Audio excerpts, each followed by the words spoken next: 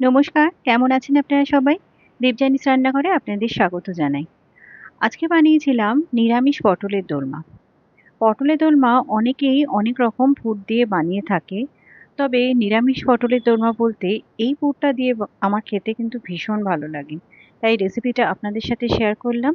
ভালো লাগলে অবশ্যই আমার চ্যানেলটাকে ফলো করবেন আর একটা লাইক শেয়ার সাবস্ক্রাইব করতে কিন্তু ভুলবেন না। এখানে আমি পটলগুলোকে এভাবে মাঝ বরাবর কেটে দানাগুলো বার করে নিয়েছি। আমি কিভাবে করেছি আপনাদের কেটে দেখাচ্ছি। আমি মাঝখানটা এভাবে কেটে নিয়ে এই দানাগুলোকে এভাবে ছুরি দিয়ে কিংবা আমি আরেকটা যেটা করে থাকি চামচের পেছন দিয়ে এভাবে দানাগুলোকে বার করে নিচ্ছি। অনেকেই মাথা থেকে কেটে দানাগুলোকে বার করে থাকে, কিন্তু আমি কিন্তু এভাবেই করে থাকি। এতে দেখুন সমস্ত দানাগুলো সুন্দর মতো বেরিয়ে এসছে। আমি আরেকটাও আপনাদের দেখিয়ে দিচ্ছি কিভাবে এটাকে করতে হয়। আমি কিন্তু দুটো সাইড কাটলাম না, দুটো সাইড ছেড়ে দিয়ে শুধু মাঝখানটা একটু কেটে এরকম চামচের পেছন দিয়ে এই দানাগুলোকে সম্পূর্ণটা বার করে দিচ্ছি। এতে কিন্তু পুরটা অনেক বেশি স্টাফিং হয় ভেতরে। দেখুন আমার সবকটাই কিন্তু হয়ে গেছে। এবার এখানে আমি স্টাফিংটা করব পনির দিয়ে। প্রথমে সেই জন্য আমি এখানে পনিরটাকে ক্রাশ করে নিচ্ছি। এখানে পুরোটা পনির ক্রাশ করে নিয়েছি।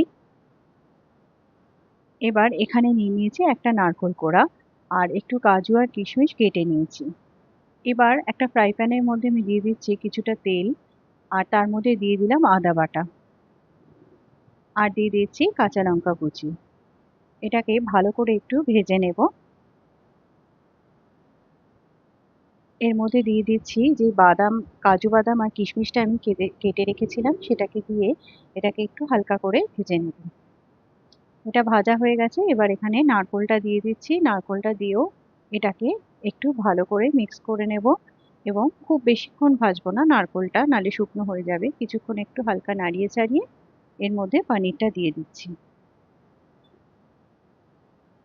এবার পনিরটা এর মধ্যে ভালো করে মিশিয়ে নিচ্ছি। এবার এখানে দিয়ে দিচ্ছি পরিমাণ মতো নুন, গোলমরিচের গুঁড়ো, একটু এলাচের গুঁড়ো, আর একটু দারচিনির গুঁড়ো। এবার এটাকে ভালো করে মিশিয়ে নেব, আর একটু চিনিও এর উপর দিয়ে দিয়ে দিলাম। এটাকে মোটামুটি একটু ভাজা ভাজা মতো করে নিতে হবে, যাতে পনিরের কাঁচা ভাবটা কেটে যায়। এখানে যেহেতু নারকোল আর পনির দেওয়া আছে, এটা কিন্তু একটু জল জলের মতো হয়ে থাকে, সেই জন্য আমি সামান্য একটু ময়দা ছড়িয়ে এটাকে একদম নামিয়ে ঠান্ডা করে নেব। এবার ফ্রাই প্যানের মধ্যে আরেকটুও তেল দিয়ে আমি এখানে দিয়ে দিচ্ছি দুটো টমেটো। এটাকে একটু হালকা করে ভেজে নিয়ে এর মধ্যে দিয়ে দিচ্ছি দুটো কাঁচা লঙ্কা। এবার এখানে দিয়ে দেব 7-8 টুকরো মতো কাজু আর কিছুটা কিশমিশ। এটাকেও একটু হালকা করে ভেজে নেব। এটা একটু ভাজা হয়ে গেলে এর মধ্যে দিয়ে দিচ্ছি জল। এবার একটু এটাকে ঢাকা দিয়ে টমেটোটা নরম হওয়া অবধি সেদ্ধ করে নেব। এখানে আমার পুরটা একদম ঠান্ডা হয়ে গেছে। আমি এবার পটলের মধ্যে পুরটাকে ভরে নিচ্ছি। এভাবে আগে সাইডগুলোকে ভরে নিয়ে তারপর কিন্তু মিডলটাকে ফিল করতে হবে। এটার মধ্যে কিন্তু অনেকটা পুর এভাবে ঢোকে, এবং লাস্টে এটাকে দুটো দিক মুখটা একটু চেপে দিলে এক্সট্রা যেই পুরটা থাকে সেটা কিন্তু বেরিয়ে আসে। আমি আরেকটাও ভরে আপনাদের দেখিয়ে দিচ্ছি। দুটো সাইডে আগে ভালো করে ঢুকিয়ে তারপর মাঝখানে পুরটা দিয়ে দিতে হবে, এবং লাস্টে মুখটা এভাবে চেপে দিলেই কিন্তু এক্সট্রা পনিরটা বেরিয়ে আসবে। এখানে আমার টমেটোটা কিন্তু সেদ্ধ হয়ে গেছে, এটাকে ঠান্ডা করে নেব। এখানে পটলের সবকটা পুর ভরা হয়ে গেছে। আমি একটা কাঁটা চামচে দিয়ে এইভাবে পুরো পটলটার মধ্যে একটু এভাবে প্রিক করে দিচ্ছি। এতে হয় যে কখনোই কিন্তু পুরটা আপনার বেরিয়ে আসবে না। সবকটা পটলই এভাবে করে নেব। এখানে টমেটোটা ঠান্ডা হয়ে গেছে। এবার তার মধ্যে দিয়ে দিচ্ছি একটু পোস্তর গুঁড়ো করা ছিল, 2 চামচের মতো পোস্তর গুঁড়ো, আর দিয়ে দিলাম একটুখানি আদা বাটা। এটার একটা পেস্ট বানিয়ে নিলাম। এবার দেখুন পটলগুলো আমার সবকটা পিক করা হয়ে গেছে। এবার একটু নুন ছড়িয়ে এটাকে ভেজে নিতে হবে। তেলটা ভালো মতো গরম হয়ে গেছে। এবার যেই দিকটা আমার খোলা মুখ সেই দিকটা কিন্তু তেলের মধ্যে আগে ছাড়তে হবে।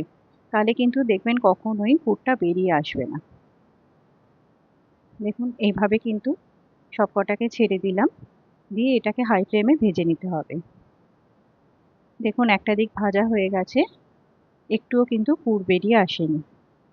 এবার আমার পটলটা ভাজা হয়ে গেছে, এটাকে তুলে নেব। সবকটাকে কিন্তু আমি একইভাবে ভেজে নেব। সবকটা পটল ভাজা হয়ে গেছে। এবার কড়াইতে দিয়ে দিচ্ছি আমি কিছুটা তেল। এর মধ্যে দিয়ে দিচ্ছি দুটো বড় এলাচ, দারচিনি, দুটো ছোট এলাচ, তেজপাতা, এখানে দিয়ে দিচ্ছি গোটা জিরে, আর দিয়ে দিচ্ছি সামান্য একটু হিং। এটাকে একটু হালকা ভেজে নিয়ে যেই পেস্টটা বানিয়ে রেখেছিলাম টমেটো, সেটা দিয়ে দিচ্ছি এর মধ্যে। এর মধ্যে দিয়ে দিচ্ছি সামান্য একটু হলুদ গুঁড়ো, 1.5 চামচ মতো ধনের গুঁড়ো, 1 চামচ জিরের গুঁড়ো। এবার দিয়ে দিচ্ছি একটুখানি কাশ্মীরি লঙ্কার গুঁড়ো। আর মিক্সিং জারের মধ্যে একটু জল দিয়ে এর মধ্যে দিয়ে দিলাম। মশলাটাকে এবার ভালো করে কষিয়ে নেব। আর দিয়ে দিচ্ছি সামান্য একটুখানি নুন। এটাকে মশলা থেকে দেখুন সুন্দর মতো তেল ছেড়ে গেছে। এবার এর মধ্যে যেই পটলগুলো ভেজে রেখেছিলাম সেগুলো এখানে সবকটা দিয়ে দিচ্ছি এবং এই মশলার সাথে এগুলোকে হালকা করে একটু নাড়িয়ে চাড়িয়ে নেব। ব্যাস এবার কিন্তু এর মধ্যে দিয়ে দিতে হবে পরিমাণ মতো জল। যতটা আপনারা কারি রাখতে চান ঠিক ততটাই জল এখানে দেবেন। এবার এটাকে ভালো করে একটুখানি ফুটতে দেব। এটাকে আমি একটু ঢাকা দিয়ে 2 মিনিট একটুখানি ফুটিয়ে নিয়েছি যাতে পটলটা নরম হয়ে যায়। এবার এখানে দিয়ে দিলাম পরিমাণ মতো চিনি, গরম মশলার গুঁড়ো, আর দিয়ে দেব 1 চামচ মতো ঘি। ব্যাস এবার এটাকে ভালো করে ফুটিয়ে নিলেই কিন্তু একদম রেডি নিরামিষ পটলের দোরমা। আমি আপনাদের একটা কেটে দেখাচ্ছি যে ভেতরের টেক্সচারটা কিরকম এসছে। এখানে দেখুন ভেতরের পুরটা দেখুন একদম পুরো ঠাসা পুর এবং কতটা জুসি লাগছে দেখতে। ভালো লাগলে অবশ্যই একবার ট্রাই করবেন এবং আমাকে জানাবেন আপনাদের কেমন লাগলো।